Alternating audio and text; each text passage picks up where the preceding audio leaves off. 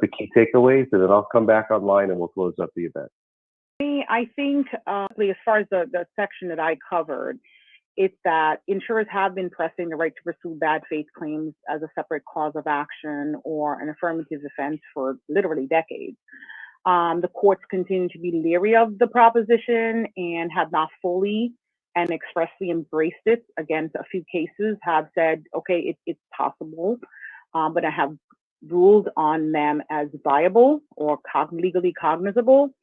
And I think the biggest problem is something that was a quote from one of the cases. I think I may have discussed this file, where the court basically says, as the hold of the purse strings, the insurer has a certain built-in protection from such evils. It's that whole line of assessment that goes through all coverage law, always looking at whether or not there's some sort of, the insurer has some inherent power or ability or financial strength that somehow makes the insured, even when it's a giant corporation, less able to defend itself, less able to understand the policy, and that can't be held accountable for its breach. Now, this does not mean it's a lost cause.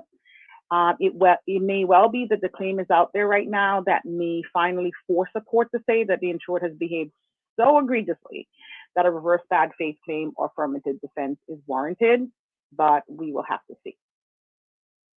That's my takeaway.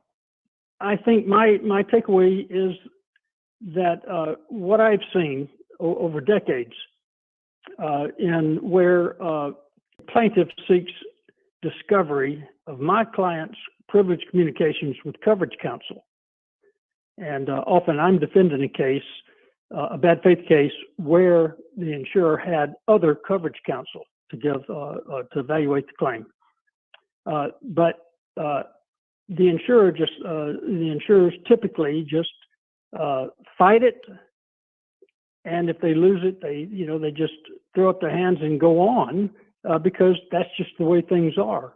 The insured is going to be entitled to discover that information. So my takeaway is, why take it sitting down?